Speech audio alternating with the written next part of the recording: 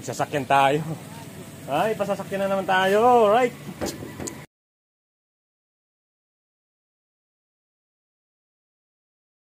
Dito kami, napicture ako na si Kaswang. Alright. Napakaganda dito. Ganda. Zoom natin ng konti. Alright. Diba? Ganda dito. Nakakawala ng stress dito. Mga babies. Yeah. Gutche. Si Louie. At si Chanel. Buntis na si Gutche. Buntis na si Gutche. Buntis na. Madaw. Aba, ganyan. James Reid naman dyan, James Reid. Yung Madaw. Bungo. James Reid. Kakalog sa napadaan kami dito sa palengke. Nandito na kami sa Nasugbo. So napadaan kami sa palengke dahil si Aswang bumibili na naman ng damit niya. Kasi di ba kakasahod lang. Ayun. Bumili ng damit. Ayun, nakakatuwa kay Aswang pag may pera binibili niya ng gamit niya.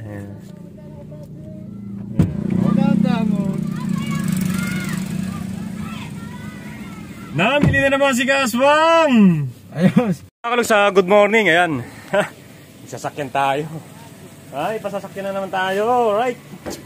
Diba talaga pag nangangarap ka, kapag tinupad mo yung mga pangarap mo. So mga kalog, ihatid ko na muna ulit yung asawa at anak ko. So kasama natin si Kaswang.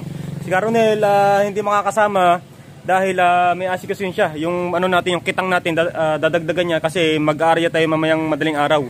Mangingitang tayo mamayang madaling araw. So pagkatid namin ito, kailan ng konti, tapos balik na ulit dito sa Bukana. So mga kalog, alis na muna kami. Paalam na muna, mama. Ayan, mama, si Caronel, si Kautol ay pumasok, si Kagris nandun may naglalaba. So mga kalogs, let's go! Yan na kayo, bye-bye! Yan. Romas, lobster, Romas. Ano yung lobster, boss? Ayan mga kalogs, yan ang asawa at anak ko. Uwi na muna sa lola at lolo niya, namimiss na. Yun. Siyempre, kasama ko rin panganay ko. Hanggang dito lang tayo. Bye-bye. Mga kalogs, nag-withdraw lang tayo sa BPI. Withdraw lang tayo sa BPI para panggas, tsaka kung sakaling magutom tong asawa ko. Siyempre ito isang panganay ko may pambilite na pagkain. So mga kalogs, tayo nandito na sa Central, pero nasugo pa rin ito Central. So malayo.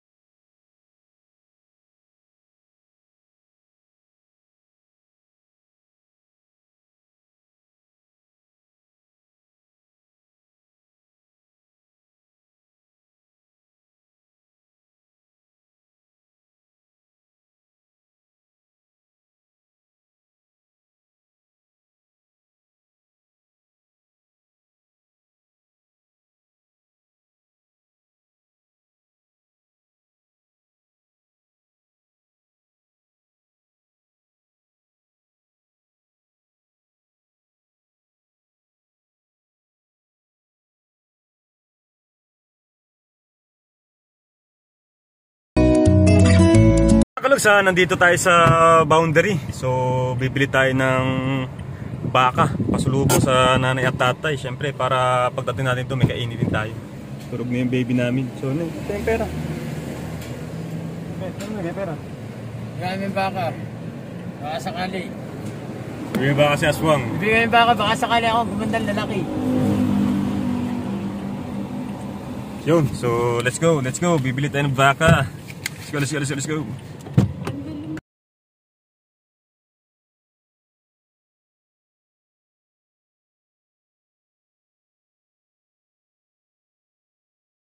So mga kalogs, yan, nakabili tayo ng baka. So nasa biyahe na rin tayo, nakabili tayo ng baka. Bumili rin tayo ng kung tawagin ni tuwalya.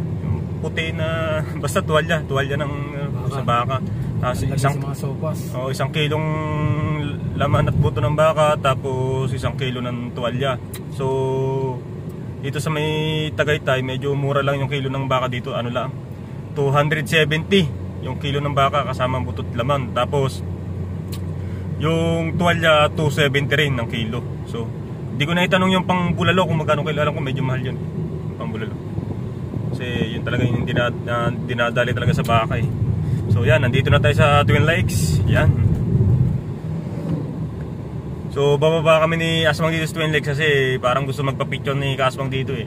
Dahil ang ganda raw ng forma niya eh. Keeper daw, keeper. Keeper, sayang keeper. Keeper eh, keeper. So ano muna kami mga kalugs, bababa muna kami dito.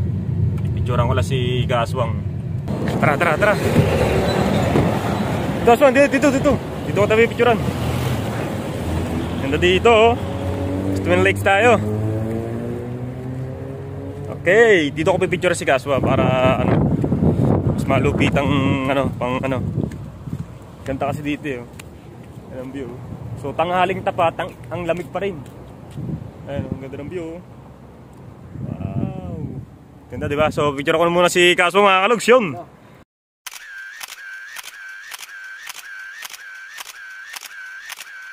Dito kami, napicture ako na si Kaswang. Alright. Napakaganda dito. Ganda. Zoom natin ng konti. Alright. Diba? Ganda dito. Nakakawala ng stress dito pag ganito. Tao sa baba. Lalakad. So mga kalug, sa biyahe na ulit kami. Let's go! Nakapagpapicture na si Kaswang. Hindi kasama si Caronel. Lugi na naman si Caronel ngayon. Nakapagpapicture si Keeper. Si Aswang lang talagang malakas. Lagi natin kasama si Kaswang. So yung dalawa lugi na naman. So let's go. Kalog, so yan, nandito na kami sa lugar ng biyenang ko. So nandito tayo sa lugar ng asawa at anak ko. Yan.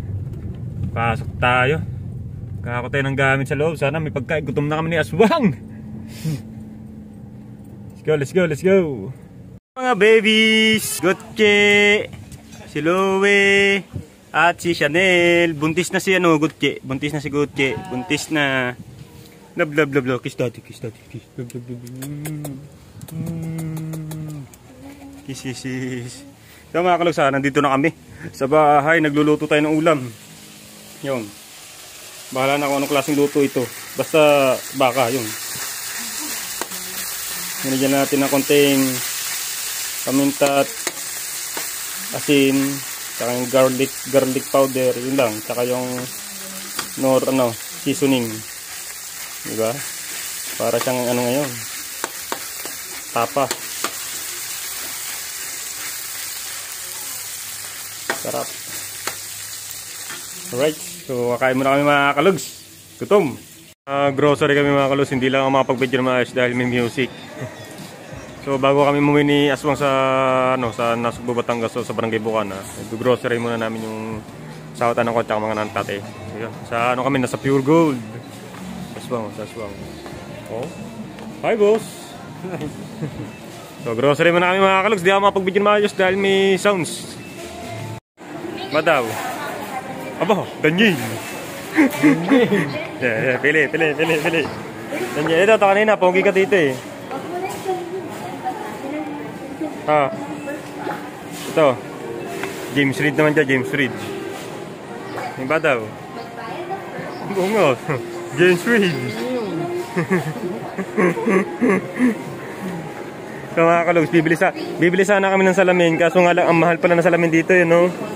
695. Mahal, oh. Isang katula, simple lang, no? Akala ko mga halagang 150 o 200 lang. Mahal pala yan, no? Sayang, James Reid sana, no? Oh, ito nyo. 795. Mahal. Ito, pang ano sa ano, pandagat.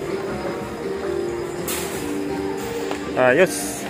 So mga kalugs, nandito na sa sasakyan. So, yan, nakapamili na kami dito sa Pure Gold. Wala si Aswang, may binibili.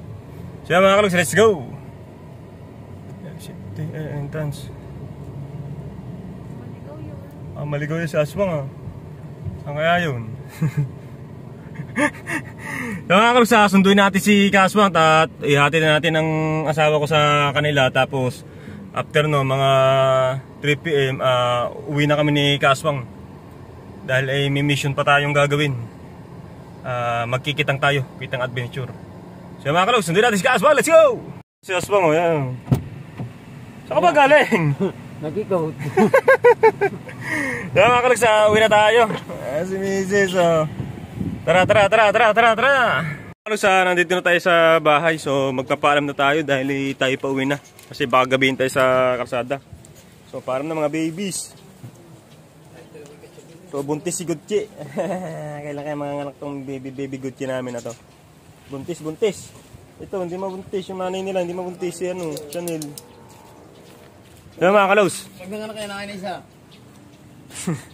tayo magpapaalam na muna. Ayan, paalam na. Baby ko, papaalam muna sa baby ko. Bye-bye. Dito ko muna ulit. Bye-bye, nakaw. Bye-bye na, bebe. Saya. Bye-bye. Ayun. Paalam na rin ako sa aking mahal na asawa. Ayan. Bibili ng pera kasi nahingi ako ng pera. Nahingi ako ng 3,000 kasi magbabayad ako ng wifi. Magbayad ako ng wifi doon sa, sa mga mama. Yun. Yan na. So, yung mga kalog, mag-ayos lang kami, tapos alis na kami ni Kaswang. Uuwi na kami ni Kaswang. Bye-bye sa inyong lahat. Babies, 3 babies. Sa asawa ko, bye-bye. Yan, nakuha ko na sa asawa ko yung 3,000. Kasi, maggagasolina ako dito, tapos magbabayad ako ng wifi. So, may content tira. Siyempre, sa akin naman yung kahit ko kunti, meron tayo. Ang gastos. So, yun, Aswang, tara na, let's go. Bye-bye nanay, tatay. So, nagpaalam na ako sa baby ko, tsaka sa nanay, tatay. So, yun. Go. Bye-bye. Bye-bye, baby. Bye-bye. Tayo na kami, tay. Let's go. Paalam na muna sa lugar na to. So, mamimiss ko ulit yung pag-uwi dito. Yan. Oh, si Kaswang nga. Keeper. Oh, ganda nga pala ng forma niya, no? Keeper yan, no? Wow, keeper! Ayos! So, tara. So, yun ang sasakyan natin. Nag-aabang sa atin. Uwi na muna. Nag-aabang sa atin yan. Let's go.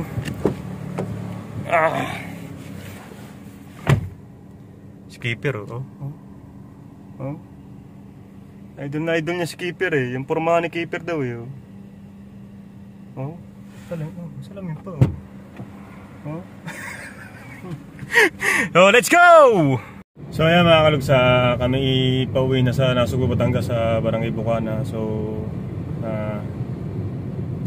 mamimiss ko yung mag-ina ko. Asawa at saka anak ko si Seya at si Mary. Mamimiss ko yan kasi hindi ko na naman makakasama. Medyo matagal na naman na hindi ko na naman makakasama yung dalawa. Pero kailangan natin magtiis para lang gumanda ang buhay ng ating magiging anak. So nagsusumikap ako na sana, yun nga, na sana ganun na mangyari para kapag kasi tayo hindi naman kasi tayo panghabang buhay na mabubuhay eh. So ginagawa ko to, nakakulugs itong ganitong pagsisikap para sa anak ko to tsaka sa asawa ko o sa anak ko talaga, totally sa anak ko talaga. Marami akong pangarap para sa sa anak ko at paglaki nila.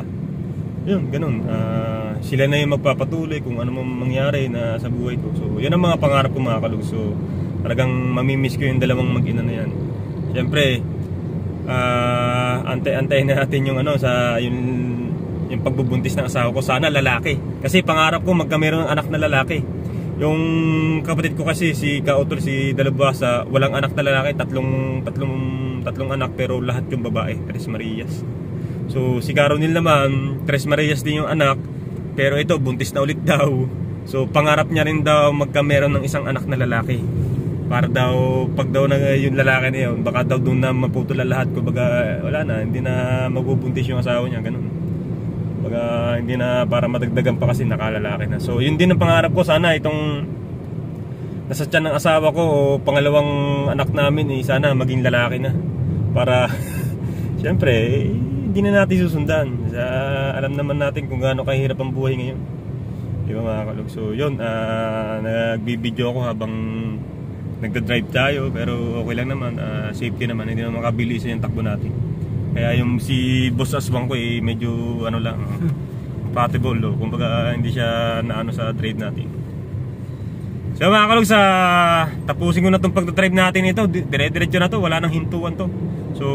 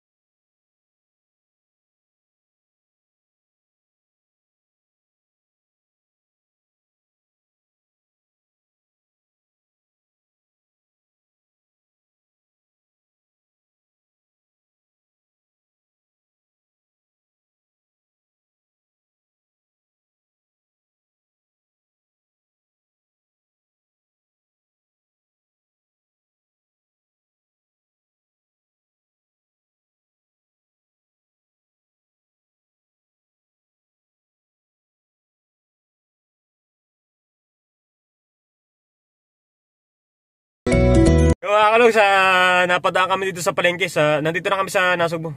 So napadaan kami sa palengke dahil si Aswang bumibili na naman ng damit niya. Kasi di ba, kakasahod lang. Ayun, bumili ng damit. Ayun, nakakatuwa kay Aswang pag may pera, binibili niya ng gamit niya. Ayun.